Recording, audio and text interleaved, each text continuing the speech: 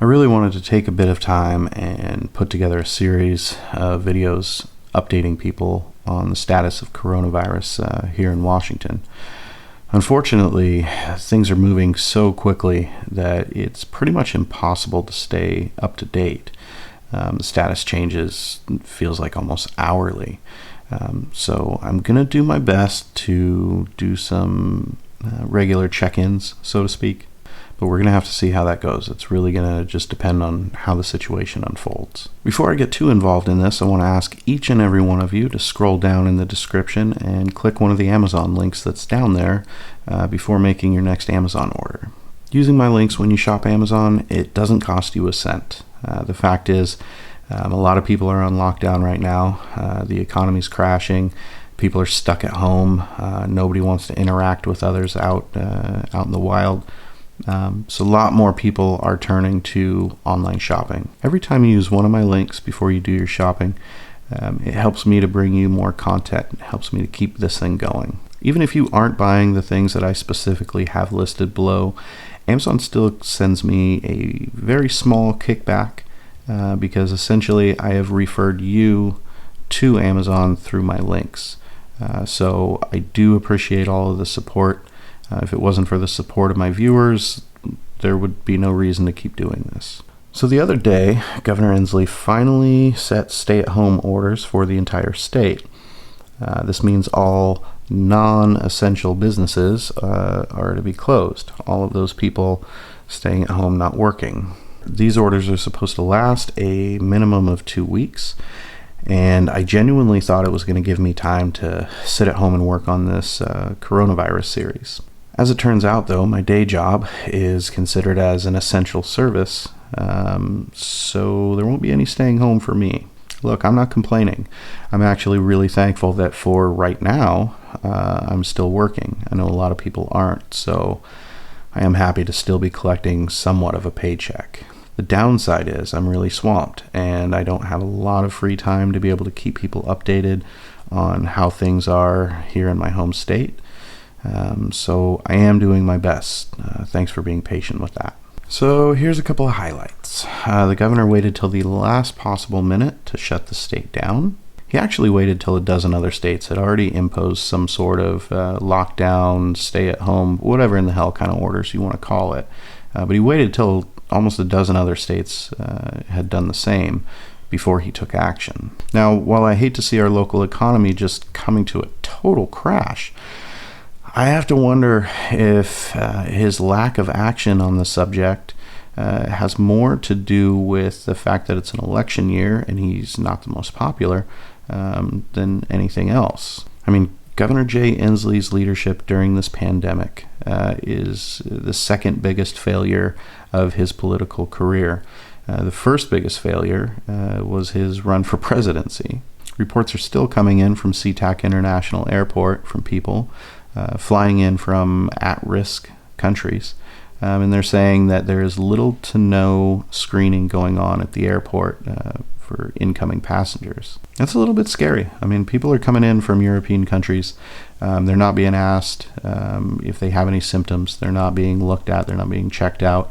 They're coming through the usual customs, walking through the airport, and then going into the city and going on about their life. So right now, everybody in the state who isn't essential has to stay home so that this thing doesn't spread. But apparently it's not a big enough deal for the governor to make it a priority to make sure that passengers are being screened on their way into the country. So that's pretty sweet. A lot of businesses are shut down. It's actually a little disturbing how many people aren't working right now. If there's one thing you can count on in Washington, though, it's that weed stores were specifically put on the list of essential businesses that can stay open during these times. I mean, I get it. Medicinal use, right? Wrong. We have two types of pot shops here in Washington. We have medical dispensaries that require a prescription from a doctor in order to purchase from. And then we have our recreational stores. Those are essentially just like a liquor store, except it's weed. Now, I'm not judging. I don't smoke weed personally. If you do, it is what it is. It's none of my business. I don't really care. I really have to wonder, though, Why were these stores put on the essential business list? I get, people needing their medication. In that case, why wasn't it just medical dispensaries? Is it the amount of tax they bring into the state? I mean, maybe. Is it the fact that a lot of these recreational pot shops are partially owned by people like city council members, mayors, local representatives? There's a lot of dirty politics going on right now. And let's be honest, the focus should be on the American people, not legislators and elected officials fattening their own pockets. There's a lot of talk right now about where the economy's going. Whose fault is it? Are we ever going to recover? There's a lot of questions. I'm seeing people online cheering about how, rich people are going broke. The ignorance is literally never ending. If you really think that an economic downturn like this is hurting wealthy people, you really need to stop and take a second look. You see, the wealthy people are the ones that create the jobs that most of us have. And at a time like this, when stocks are at all-time lows, they take whatever money it is that they have laying around in liquid assets and they buy up cheap stocks so that when we do recover, they triple, quadruple, who knows what, their net worth. You know who's really getting hurt by this economic plummet? The average American, that's who. The people that have been pumping money into their retirement plans, their 401ks, people who have pensions, those retirement plans are taking a shit right now. All that money that they've been pumping into them for years is basically bleeding out.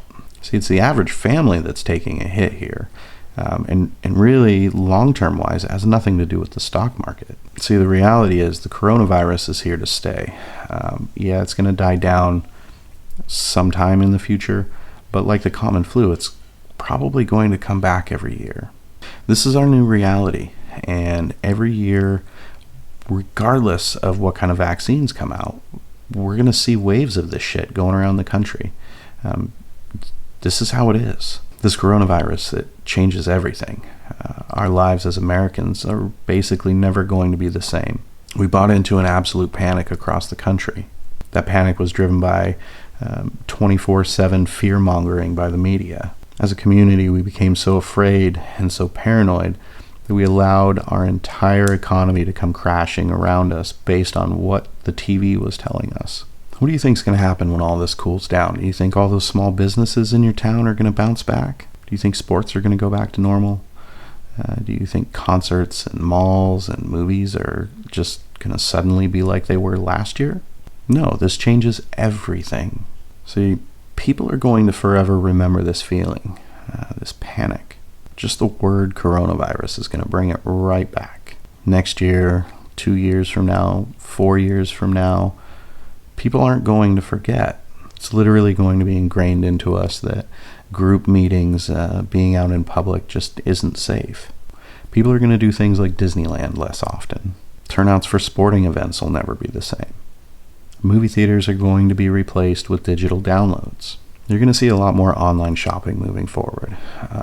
Those Black Friday crowds that we all laugh about every year, that's never going to be the same again. You may think this is whatever, right? Like no big deal. Who cares if people are shopping online more? Who cares if people are gathering in groups less? Here's the thing though. If foot traffic slows down in stores, how many employees do these stores really need? If everybody's doing their shopping online, why even have a brick and mortar store in the first place? Most small businesses are started out by hardworking people in a brick and mortar type location. Once those businesses start doing really well, they tend to branch out, expand. How is that going to happen when people are a little on the gun shy side about going out into public? Because that's what we're looking at right now.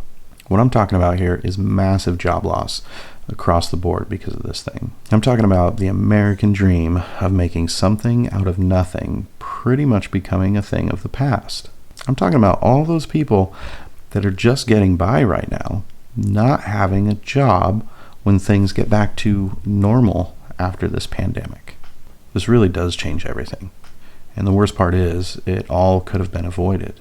Trump wanted to close off entry from China early on and was called a racist by Democrats. Less than a month later, those same people calling him a racist before were bagging on him for not acting earlier and having no sense of urgency on the matter, regardless of your political stance. That's bullshit. People have sat there glued to their screens, taking the flood of panic press, and literally have lost their damn minds. Instead of helping each other the way that a community should, people are out for self and wiping out the grocery store shelves on a daily basis. Nobody has any thought for anybody else right now, and it's really sad. I'm ashamed at how people have reacted and dealt with this crisis. As an American, I am ashamed. I'm worried about the lessons we're teaching our kids right now about how to deal with the crisis, as well as how to help others in times of need. I'm not really optimistic about the long-term prospects of what this pandemic is going to bring us as a community and a society. All I can really say is try to think about others. Support local and small businesses. Think about your communities as actual communities filled with people who are all trying to just live their best life. Remember that if we don't all band together in support, what will happen is we will all fail down the road.